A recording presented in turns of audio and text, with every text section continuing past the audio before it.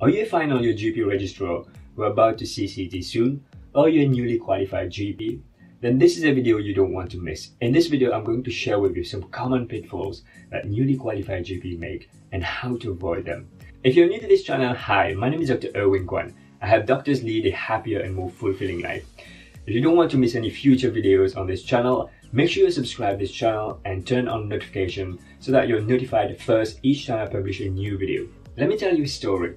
This is a story of Tom, who is a GP registrar about to CCT soon. He's been working in a GP practice and he's got a job lined up in the same practice where he's been training. So after CCT, he's been offered a job as a salaried GP for 8 sessions. This is a common scenario for final year GP trainees or newly qualified GPs. They get a job lined up in the same practice where they've been training.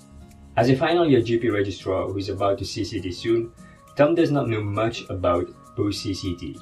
So he accepts a job and he actually decides to work in that same practice. However, after working in that practice for a few months, he realized that he's not really enjoying the practice and he's treated as a junior member of the team. This is a common problem that GP registrar who switch to newly qualified GP in the same practice face, because as a GP registrar he has actually established relationship as a junior member, and when he works as a newly qualified GP, he is still perceived as a junior member of the team and he finds it a little bit difficult. Tom accepted the offer that was made to him while he was a registrar to work as a GP in the practice. A common pitfall is that he did not negotiate his contract and he just accepted the offer for what it was.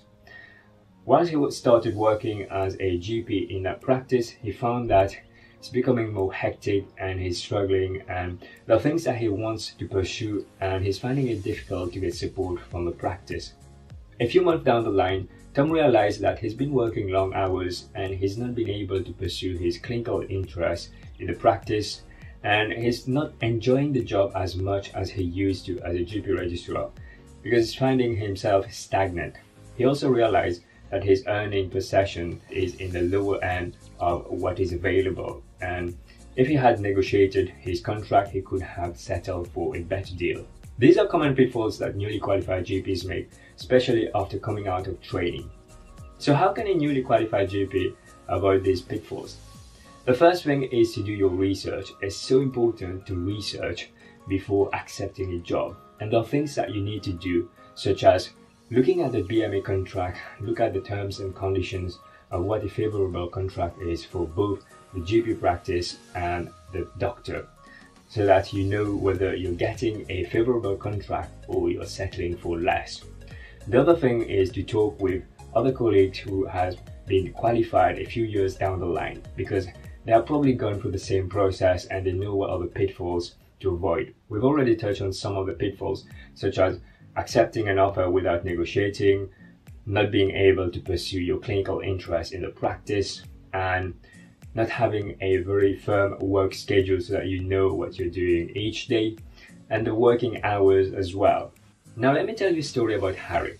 Harry is a GP registrar who's about to CCT soon, and he has done his research, has spoken with other colleagues in different practices, and he has spoken with people who have qualified after a few years who have gone through the same process.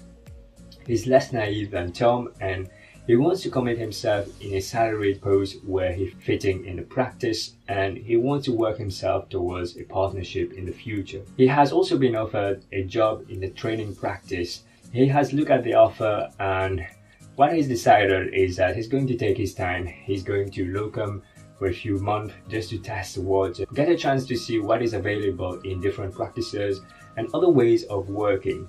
Harry decided not to accept the offer at the practice where he's training because he wanted to see what's available and what are the opportunities in other practices. He was asked whether he wanted to fill some locum session at his practice, and he did pick some locum session. At the same time, Harry was working on his application.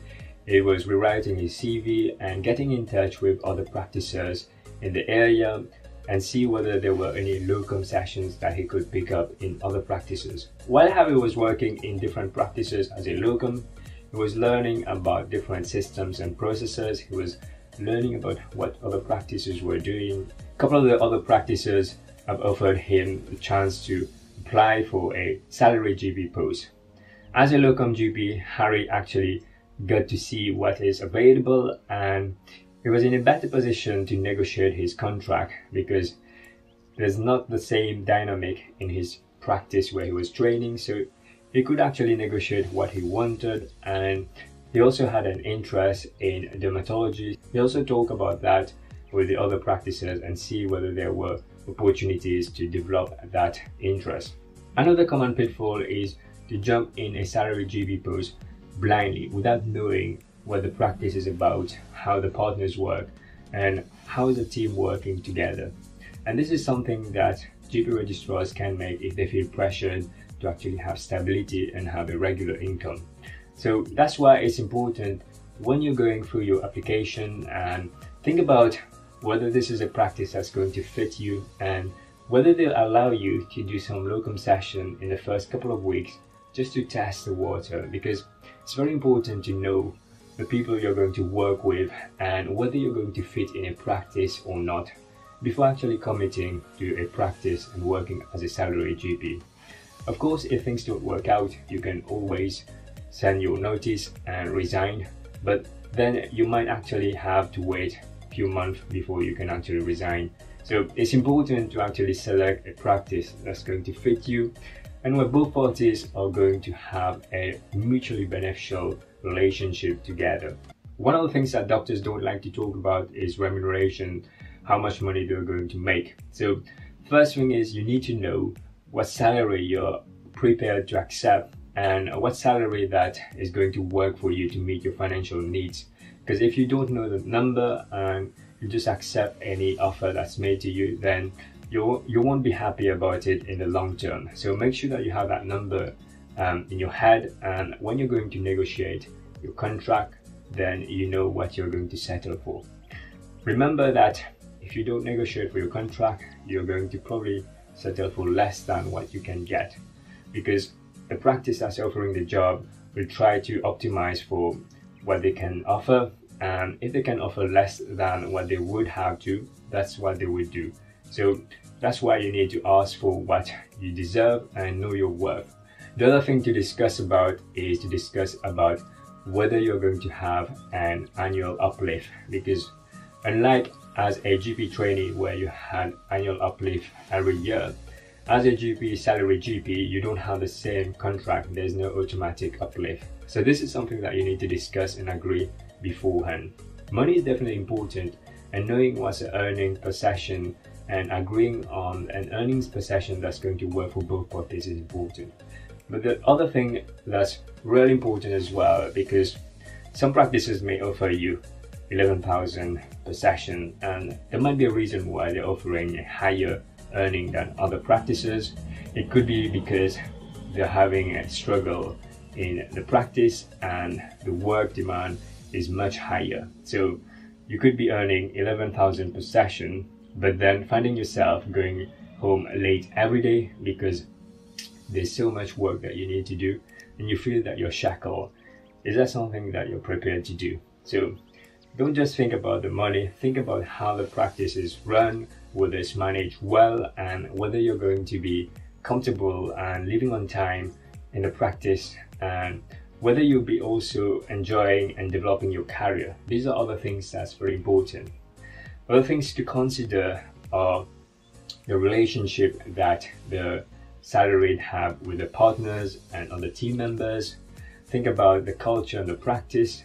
Do they have practice meeting regularly, or is it a practice where people are working in isolation? In some practices, doctors meet regularly and have a chat over coffee and tea, and this is a good vibe where people can talk about their difficulties and struggles and also get some perspective from other colleagues. Other practices, they don't have a regular meetup like that. They only have a formal practice meeting. This might work for some people, but other people might not enjoy this culture. So that's one of the things that you need to consider.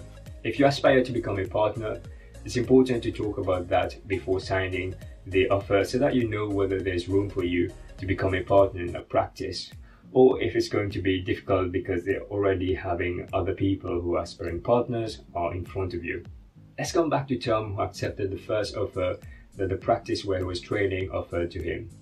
If you think about the experience that Harry has got and Tom has got as a newly qualified GP, you would see that Tom actually was more naive because he didn't know much about what was available and he just accepted one offer and didn't look for other opportunities. Whereas Harry, who actually has been locuming and seen other practitioners, how they work and talk with other colleagues, knew his worth and he was able to negotiate his contract and get himself a better deal where he can find himself a practice where he fits in and the practice supports his clinical interests.